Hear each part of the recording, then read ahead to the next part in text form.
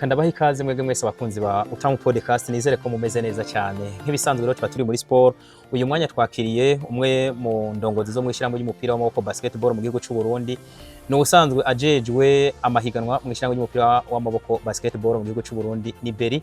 Tubaha ikaze muri Utamu podcast Beri. Murakoze Suleiman. Ndanabakeza kuri Utamu podcast, uburyo bushasha muheruka gushikana hano guko shikana makuru ku bakunzi b'ibiganiro mushikiriza. Murakoze kumikaze rero hano mu kiganiro cyane. Murakoze cyane, naye ndabashimiye kandi ariko tunagira ko nk'umugiye gisahira. Ngomba guhera kuri kano kantu. Umwaka wa 2025 muri Febabu wazanye impinduka nyinshi. Mu mpinduka bazanye harimwo abakinyi b'abarundi benshi gusumba ko bari byari bisanzwe bimeze. Ubu abanyamahanga bari limite. Mwebwe nk'ujejwe ama competition bimeze gute muri rusange? Nkuko bivuze nivyo umwaka w'inkino wa Vitalo Basketball League w'ibihumbi 2025 waje ufise impinduka zitari nke, nubwo muhereye ku tunovuga igiharuro c'abakinyi n'igiharuro c'imigwi cyo nyene ubwaco carahindutse dufatiye ku migwi twari dufise mu myaka yagiye irahera, aho ubu dufise ihiganwa ririmo imigwi 12. Ikaba imigwi yari yiyongereye kuruta, ikaba ari ibintu byiza byo gukenguruka ko tukuma turonka abakunzi benshi n'abaterankunga benshi bashira uburyo muri basketball. Nkuko rero warabivuze, abakinyi twaragiye turabona yuko ihiganwa ryacu rya basketball ryakira abakinyi benshi bafise impano nyinshi bavuye mu bihugu bitandukanye vya Afrika eka ndetse n'inyuma ya Afrika. Ariko turagira tutireka ntiduhave twishinga guteza imbere impano z'ibindi bihugu, kandi tuzi yuko ihiganwa riri mu bintu bifasha gutegura umugwi serukiragihugu. Rero reka tugerageze kuduza ikibanza c'abakinyi b'abarundi mu migwi. Niho rero imigwi igize inama ya bose ya Federation ya Basketball y'u Burundi igiye hamwe n'abandi barongoye ibisata bitandukanye n'amashirahamwe yo mu ntara bagira bati reka mu bakinyi umugwi wemerewe kugira muco no kwita saison régulière abakinyi b'abanyamahanga tubageze kuri 5. Ariko rero yamara abakinyi 5 muri basketball barashobora gukina urukino. Hari umugwi woheza uzana abakinyi 5 bazoshobora gukina saison régulière yose atawo bahindura. Gasanga ca kibanza tugomba guha umurundi ntikibonetse.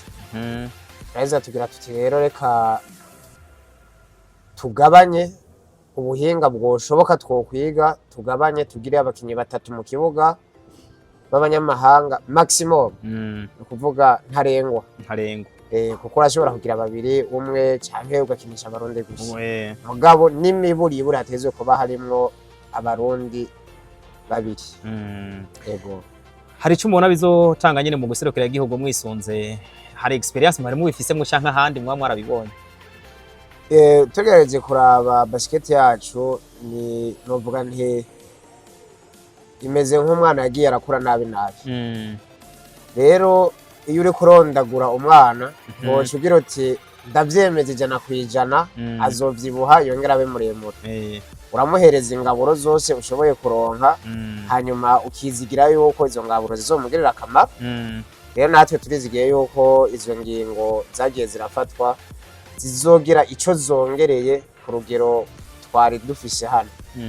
Yego, nibaza yuko mwagiye murabona yuko no mu ntonde z'imigwi twashimye gusaba yuko imigwi yoshiramwo n'imiburi umukinyi umwe adashikana imyaka 21. Yego. Reka mpere ngaho rero dutegure kazoza kejo hirya yejo. Reka mpere ngaho rero ihiganwa rero ryaratangwe ku ruhande rw'abahungu 2025 ndetse no ku ruhande rw'abigemerera atangura muri weekend ku munsi wa gatandatu. Ishusho nyabaki untawujejwe guhitegura amahiganwa uno mwaka 2025 umuntu abona ku bahungu ndetse no ku bakobwa. Kumbure murahera ku bahungu. Murakoze. Icambere no kenguruka nko nabivuze nuko imigwi yiyongereye. Hanyuma turavye ku rugero rw'imigwi, burya iyo dutanguye umwaka twebwe muri Federation tukakira imigwi yaba ivuye mu majonjora yaba yari isanzwe mu cicaro ca mbere kugeza ubu twebwe tubaha amahirwe amwe bose uko ari 12 ko baje guhiganirwa igikombe aho bamwe n'abariya mu barorerezi usanga batanga amahirwe twebwe nk'urwego rutegura ayo mahiganwa turabona yuko imigwi yose yitabiriye urukino ihiganwa ifise urugero rwiza n'ikimenyamenya inkino zitatu tumaze gukina nta mugwi no muri Gerusiba canke ngo tegwe impaga kubwo kutubahiriza amategeko y'ihiganwa. Imbere yo kwihiganwa ritangura mwari mwavuze ibibuga bizoberako inkino hanyuma hari n'ibibuga bitarakinirwako ko bahabaye iyihe ngorane canke se hari igihe bizoteba bikinirwako nk'uko mwagiye murabibona ku mbuga hwaniro za federation canke n'ahandi hose amakuru amenyekanishirizwa twashinze ibibuga bizokwakira inkino muri uyu mwaka w'2025 akaba ari ibibuga vya département ikibuga ca entente sportive ikibuga ca Sekadem ikibuga cha Toyota hamwe n'ikibuga cyo mu gisagara ca Ngozi tutarashobora gukinira rero hamwe nuko tutararonka inkino tuhashira kuko muri ibi bihe turimo byuko kwiyunguruza kugora hari aho usanga tuvuga tutireka tworohereza imigwi ihurire mu bibuga vyegereye hagati mu gisagara hanyuma ukijanye n'ikibuga cyo mu gisagara ca Ngozi naco ivyo tumazemo iminsi bijanye no kwiyunguruza n'ibitoro murabona neza yuko bitokorohera imigwi kuko duteruye subiye nyuma igicapo cihiganwa imigwi yose irakina ku munsi umwe ikongera igasubira ku munsi ukurikira kuvuga yuko umugwi ukina ku munsi wa gatandatu no ku munsi w'Imana twagenda dukuyemwo journée zibiri rero guterura imigwi 12 ngo yiyunguruze ije guhurira hagati mu gihugu mumva yuko ari ibintu bisaba integuro yindi yimbitse ariko tukaba twizigira twongera twifuza yuko hamwe vyozoshoboka ico kibuga naco muri uyu mwaka kizokwakira inkino za Febabu kuko ni kibuga giteye igomwe gikwije ibisabwa vyo ku rugero rwa hano iwacu reka ndengane ko gatoya kumbure ninjire mu bijanye n'imigwi musanzwe mufise muri Febabu ndetse n'abakinyi umunsi wa mbere habonetse amanota menshi bitare bisanzwe biboneka muri VBL amanota 987 9 imigwi yose iteranije icyo kintu mwege mwari mubisanzwe mukimenyere ku bakinyi b'abarundi canke nuko haje nk'imigwi yo bifise urwego ruto nk'umuntu ajejwe amahiganwa urwego rw'imigwi rubona gute nk'uko nabivuze ihiganwa ririho ibijanye n'ikinyurane c'amanota naco imigwi uko yitegura si kumwe uno munsi waje yiteguye kugusumvya kukurusha araronka amanota menshi bisanzwe ariko twebwe nk'abategura ihiganwa turabona neza yuko imigwi twakiriye yahari by'ukuri kandi iritabira amahiganwa twifuriza abariko bararushwa cyane ko ejo hirya y'ejo nabo urugero rwabo ruzoba rwegeye haruguru hanyuma abo babarushije bakiga umukenyero bakoresheje umukenyero babarushije ndetse nyuma nabo bakazoheza bakaramversa la tendance yego aho niho nafatiye nyene nafatiraho kubera mvuga nti ubwo abakinyi b'abarundi ntibikubisa gashi nyuma yuko mubahaye iryo teka yuko bahabwa amahirwe yo gukina cyane bakaba bazananye inguvu nyinshi uyu mwaka gusumba iyindi myaka twabonye mwege nk'ujejwe ama competition ubibonamwo abakinyi b'abarundi ko baradugije urwego canke imigwi baradugije urwego canke nashaka umfashe aho kantu nk'umuntu ajejwe competition buri kose hari banarize ubibonako uvyihweje sinovuga ngo n'abakinyi bahindutse kuko abakinyi ni babandi twari dufise ni abakinyi beza bariko barava mu byicaro byo hasi naho atahiganwa ritomoye ribereye baronse mu myaka 2-3 iheze n'abakinyi rero bariko barava mu byicaro byo hasi ubona bazanana umwete n'ishaka bahagira bati jewe ko mvuye hasi nkaba ndonse akaryo ku kwiexprima muri première division reka ntange ibyo mfise byose kugira ngo umumenyereza abone ko nanje najenje ejo asubiramo icyizere kuno munsi naronse akarya kanshiramwo nejo azasubire ampa icizere. Hanyuma nshimira abakinyi b'abarundi ko bariko barigira ku ico no kwita discipline ku bakinyi b'abanyamahanga bagiye baraca hano, kuko n'abakinyi twagiye turabona yuko haba kiretse bamwe bamwe urugero rw'ubuhinga ruregeranye n'urw'abakinyi b'abarundi, ariko ugasanga umwete, discipline niho, professionalisme niho babarenganiye gato. Ariko uravye urabona yuko bagenda babigirako uko bukeye uko bwije, ukabona yuko harimwo abakinyi b'abarundi bariko baraduza urugero cyane. Subiremwo kandi nkeze abakinyi bavuye mu vyicaro vyo hasi bariko bagira VBL yabo ya mbere. Biragaragara yuko baje bazanye umwete udasanzwe, ndetse rero nabo basanzeho baryame ngo basinzire, kuko biraboneka yuko baje bazanye akariro keza kadasanzwe. Hambavu yaho karende ni gisata canke kijejwe ni gihe c'imvura, ihiganwa ryatanguye hariho imvura, biraborohera canke iyo bishitse nk'urukino ntirukinwe ngo ruhere bigenda gute? Kw'izina ry'igisata nserukira kijejwe gutunganya amahiganwa, ni ibintu tubona kandi turi mu gihugu c'u Burundi gitunzwe ku bice birenga 90% n'uburimyi n'ubworozi. Twoheza ngo tuvuge ngo imvura ihagarike kugwa, rikabe yobandanye ikagwa, imvura niyegwire, abene igihugu barime bimbure, ndetse nabo bakinyi bacu baronke ico bafungura, bakomere, turakeneyemwo abakinyi bakomeye. Ariko rero nk'uko mubizi basketball ni urukino rukinirwa ahugaye mu bisanzwe. Twebwe hano mu gihugu cyacu c'u Burundi akaba ata kibuga cakira inkino za basketball mu mategeko y'urukino dufise. Rero mu gisati wacu turaheza tukitunganya bivanye n'ivyo dufise, kuko bavuga bati umuntu ntaje ku rugamba atwaye ibigwanisho yipfuza, atwara ivyo afise. Rero turajengajenga buhoro buhoro, match tukazitunganya, cyo tumana kubwiye nti twaragerageje kwegeranya amajourne, tukagira journée zibiri par weekend, kugira ngo turabe yuko twizokwisigariza ikiringo imbere yuko amatariki FIBA idusabira kuba twahejeje amahiganwa yo mu gihugu. Twokwiha ico no kwita une marge, kugira ngo inkino zitazoba zashoboye kurangira kubera imvo izina ziriya cyane simvura gusa. Urabona ubu tumaze iminsi tuhura n'ibyago, ikiyo cyaramenetse, ariko Imana irakinga nta muntu sigaye.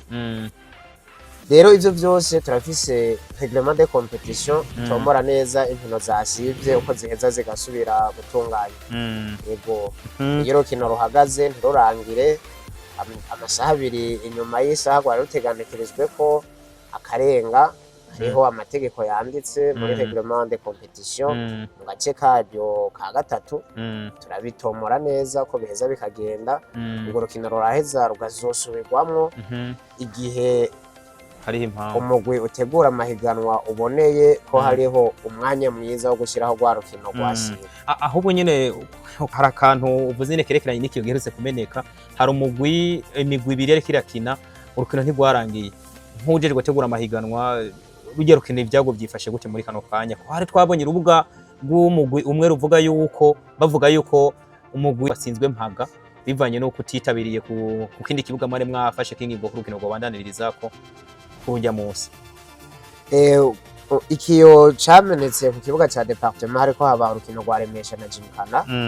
Urukino ruraheza rurahagarara, nkuko nakubariye hariho amategeko yanditse asigura iyo hashitse ibihe nk'ivyo vyuko urukino ruhagarara ku mvo zitavuye ku migwi, kuko sinovuga ngo nimvo zavuye ku mugwi canke uriya, kuko vyaragaragaye yuko ari igikoresho cononekaye. Rero urukino tuzoheza haramaze gusohoka urwandiko rw'ubunyamabanga bukuru bwa federation, aribwo buheza bukakira ico no kwita amaraporo y'abakomiseri baba bari ku kibuga baserukira commission de competition baraheza bagatanga raporo bakavuga ivyabaye rero tumaze kuja hamwe tukihweza amaraporo yatanzwe n'abari ku kibuga n'ivyabaye urukino rwa Remesha na Jimkana nta mpaga yabayemwo ruzoheza rusubire gutunganywa commission de competition izoheza imenyeshe iyo migwi ibiri ndetse n'abakunzi ba basketball igihe iyo migwi izosubira guhurira ku rukino rwabo nomero 12 guhiganwa rya VBL. Mu mategeko ya basketball y'urukino ruhagaze naho guhagarara hasigaye amasegonda 20 gusubirwamo gutangurwa gushasha.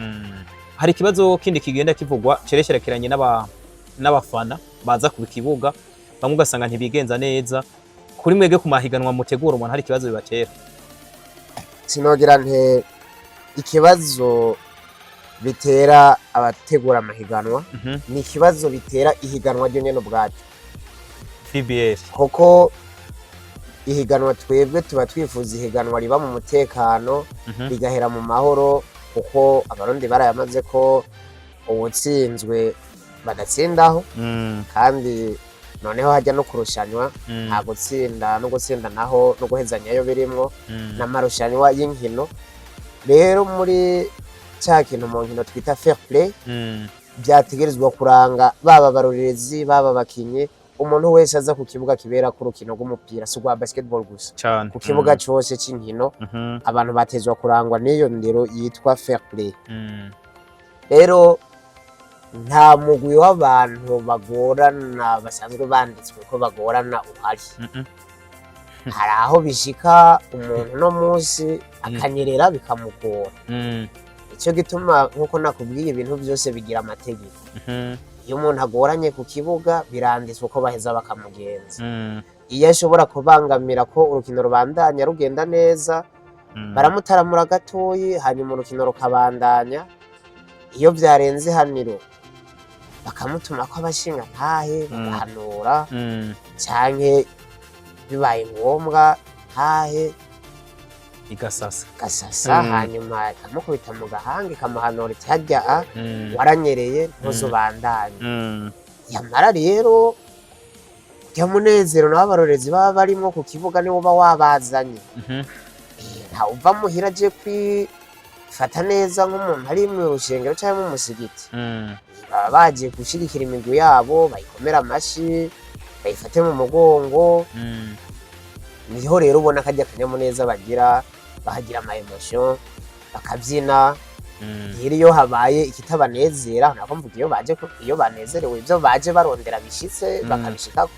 Iyo batabishitse ko rero aho sinde ko ndakwishura nk'utujejwe amahiganwa ko ndakwishura nk'umuntu yize iby'inyifato ku kibuga no mu nkino naho atari byo turimo reka ndagacishemwo ni karakenewe nakonye. Iyo bishitse rero umuntu ntihabe ibyo yari yifuza yari yaje yifuza ko biba abantu ntibaheza ngo bitware kumwe.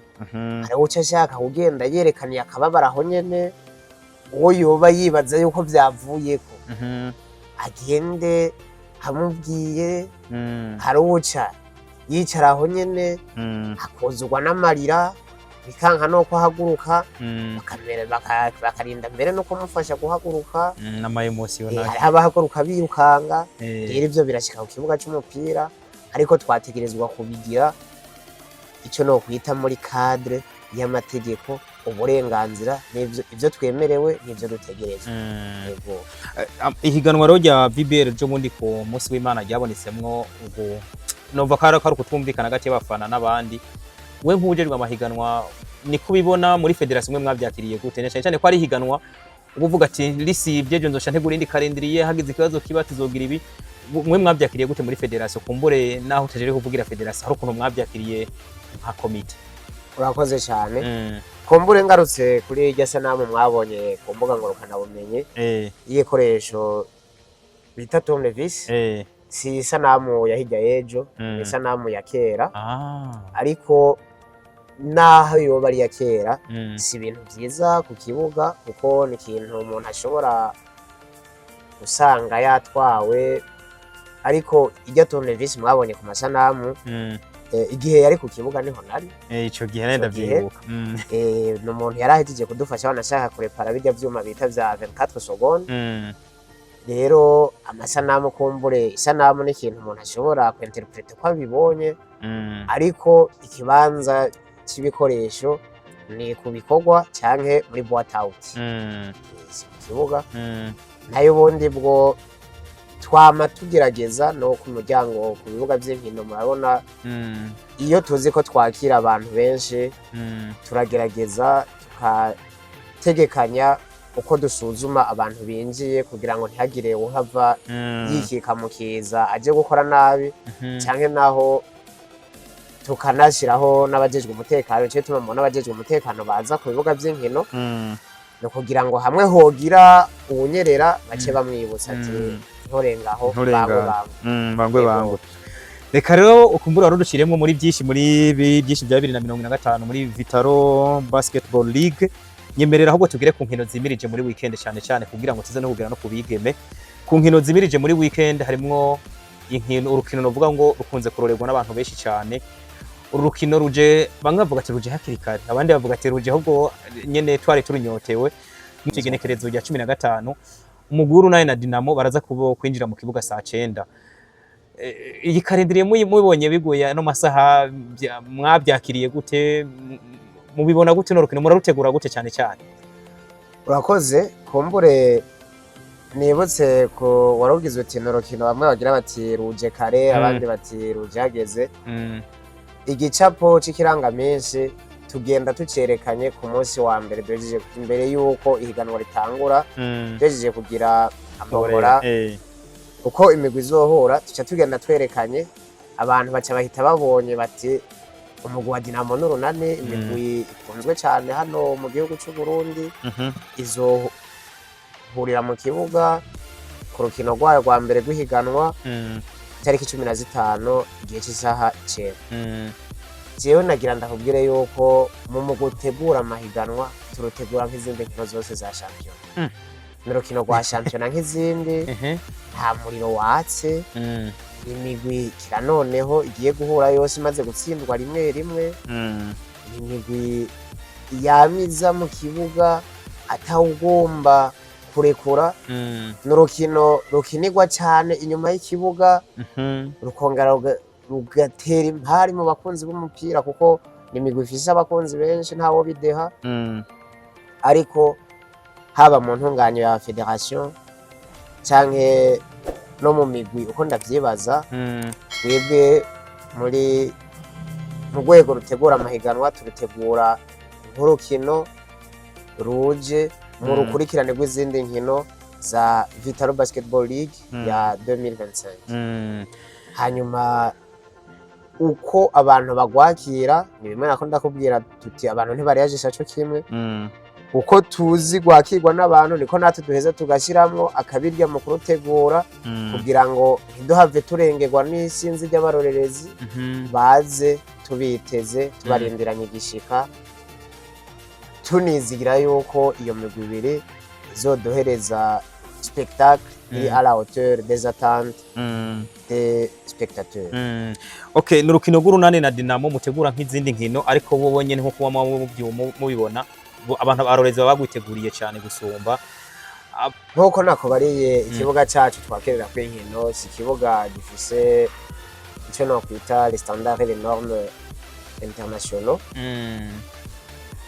n'urukino ruzoba igihe cy'isaha 9 hariho izindi nkino saa 3 saa 5 n'urukino rw'abigeme rw'isaha 7 rero abatorezi bazoza kuraba urukino rw'isaha 3 aho nyene muzogeraho mwugara nk'abaciriye muzogeraho mwugara kugira ngo abantu ntibabandanye baza ari benshi twabona tugiye kurengerwa tuzoheza turabe tuti ikibuga cyarengewe canke kigira kirengerwe abantu gishobora kwakira bakaraba urukino mu mutekano bakwiye tuzohagarikira ku bazoba bamaze kwinjira tugezabo hanyuma abandi kumbure bazoheza zorabira mu masana baze baramenyeshwa n'abashoboye gushika indani aho rero uvuze ibyerekanye n'umugwi w'Urunani na Dynamo kumbure kuri VBL ni nkino za fazare na fazare tour nzo zitunganijwe inkino za fazare zizorangira ryari inkino za fazare tour zitangure ryari inkino za fazare atagihindutse zitegekanywa kurangira itariki 6 z'ukwezi kwa 4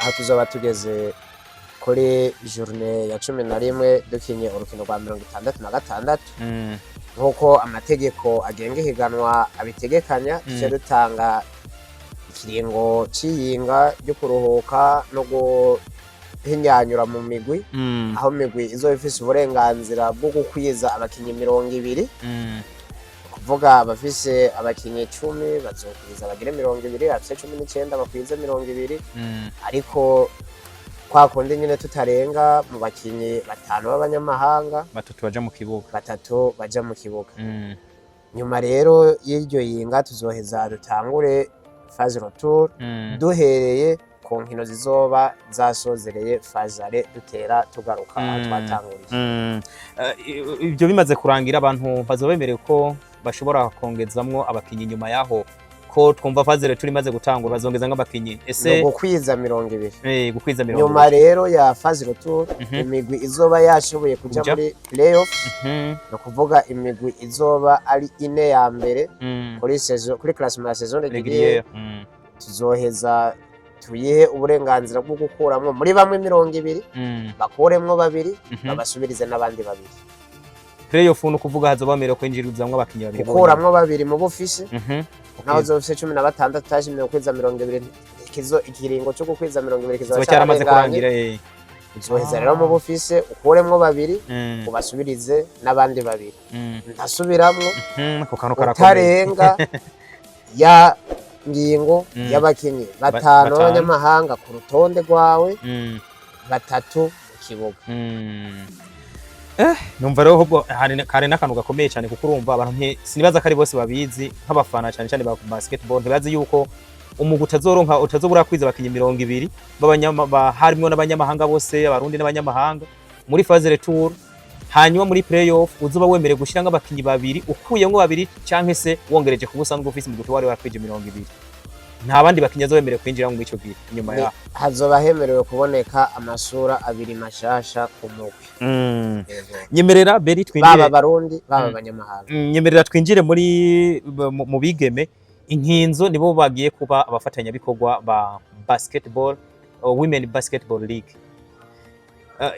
iri higanwa rizitabirwa n'imigwi ngahe urakoze mfatireho n'akanya nshimira abafatanya bikorwa bashasha ba federation inkinzo assurance générale bashimye gufata mu mugongo amahiganwa y'abigeme samahiganwa yarakunze kuronka abashigikira yamahiganwa gushika ubu yarafashwe mu mugongo na federation ya basket gusa ariko tukenguruke ko turonse abandi bantu bitaho iterambere ry'urukino rwa basketball ku ruhande rw'abigeme kuko nabo barashoboye ndetse turi no mu kwezi kwabahariwe rero nkuko warobimbagije inkinzo women basketball league izoba irimo imigwi 6 ariyo umugwi wa gladiators umugwi wa young sisters umugwi wa DYNAMO akaba ari umugwi mushasha umugwi wa Rezipo akaba ari umugwi mushasha uje mu higanwa umugwi wa Academy Message hamwe n'umugwi wa Rumuri ego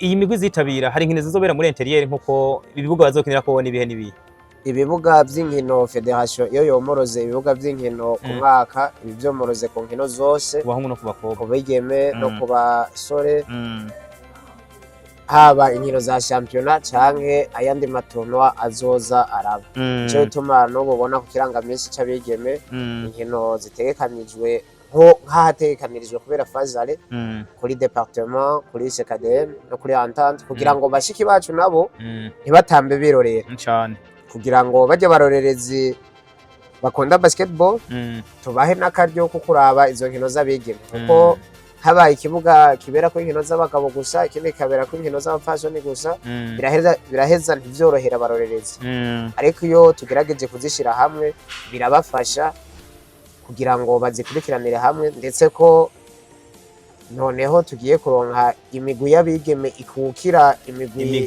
y'abagabo iri mu cicaro ca mbere rero twaragerageje kuraba ukuntu izo nkino nazo zororerwa kugira ngo nabo batambe birorera apari ivyo nize mpinduka zabaye mu bigeme na cyane cyane ko hajemo umufatanyabikorwa, hari abakinyi bashasha biyongereyemo bavuye hanze ku migwi cyane. Urakoze nkuko ubivuze uti hajemo umufatanyabikorwa, iyo hajemo umufatanyabikorwa muca mwumva yuko hajemo n'ikindi kijana n'uburyo, ariko dukengurukire abarongoye imigwi ko y'abigeme ko bamye bitanga n'igihe tutari bwara nk'umufatanyabikorwa. Muribuka playoff z'imyaka 2 heruka ko twagiye turabona abakinyi b'abanyamahanga bashika hano gusahiriza imigwi y'u Burundi. Uyu mwaka naho ntarabona imigwi, ndumva yuko ariho iri kurikomeza gose gushyiramo n'abakinyi b'abanyamahanga. Ni byiza cyane, ariko ndamenyeshe abakunzi ba basketball yuko ingingo y'abakinyi 5 b'abanyamahanga 3 mu kibuga ifata ku bagabo no ku bafasoni. Yego.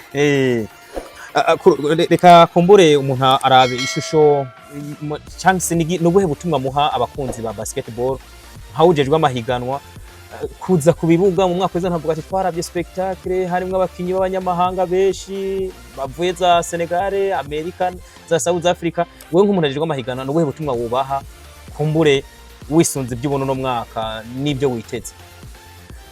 Kumbure icyo no hamagarira abitabira inkino, abarezi n'abakunzi ba basketball no kubandanya bashigikira imigwi yabo kuko ico kiba cyabazanye ku kibuga, ariko bakayishigikira bisunga batibagira ivyo bemerewe, aho bemerewe kugeza, ndetse bakubahiriza n'uburenganzira bw'abandi. Bubaha abandi nabo bongere bubahirizwe. Ikigira kabiri kubashimira kandi ko badasiba gushika habera inkino. Ivyo duhimbara duteguye inkino tukazikina atabarorezi bahari. Ni byiza cyane, biraduhimbara. Ikindi nuko ni basketball yacu. Basketball y'u Burundi batezwa gushigikira, haba mu mahiganwa, haba no mu bindi bikorwa. Rero uvugize uti spectacle, hajya gukunda umugwi no gukunda ikintu. Iyo umaze kugikunda spectacle, peu importe abakina urayibonamo. Yego. Hama ku bijanye n'abakinyi bahari, n'ubu abakinyi bava mu bihugu mvamakungu barahari mu higanwa. Si amazina twabonye barungurutse baragiye ahandi, kandi ni byiza umukinyi no wotera imbere. Rero kumbure reka turabe ko abariko baraza ubu canke abasigaye bashoboye gukinana n'abagiye hari ico babigiye ko ico babasigiye.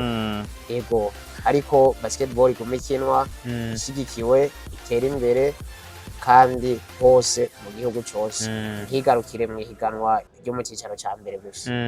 Ntuboje gatugwara nk'ikibwa cy'ingozi gishobora kuzokoreshwa nkajyane.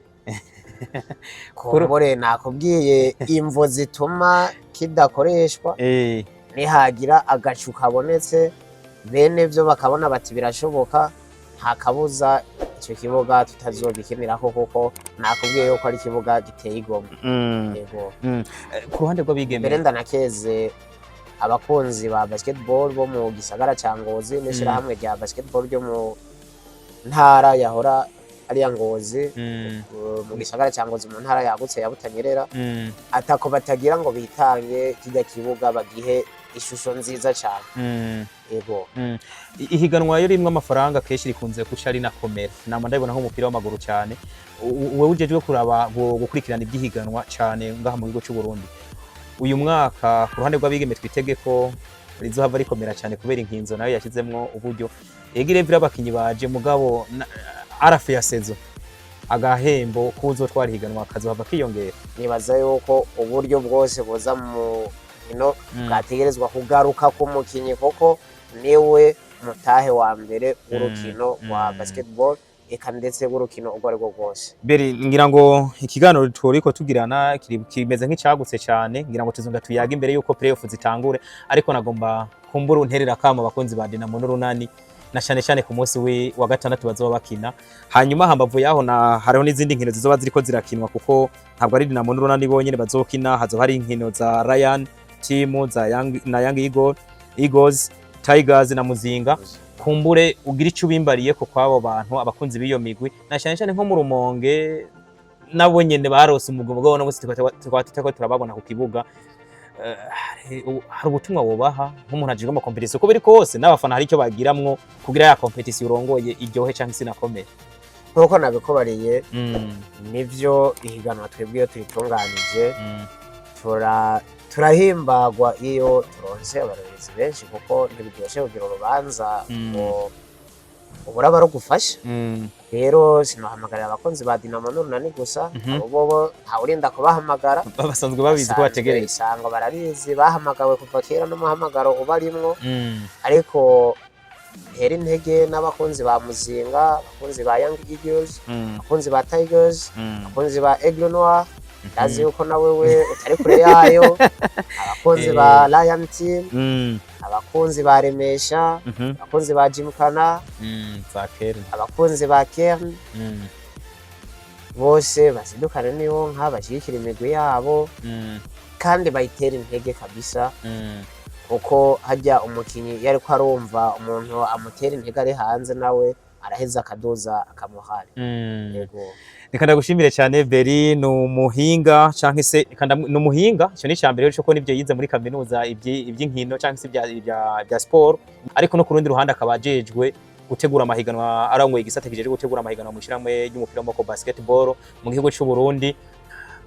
Beri canke se mutari tuntu kunze kuvuga ngo nutudivere, reka kumbure ngende ngicishijemo akantu gatoya.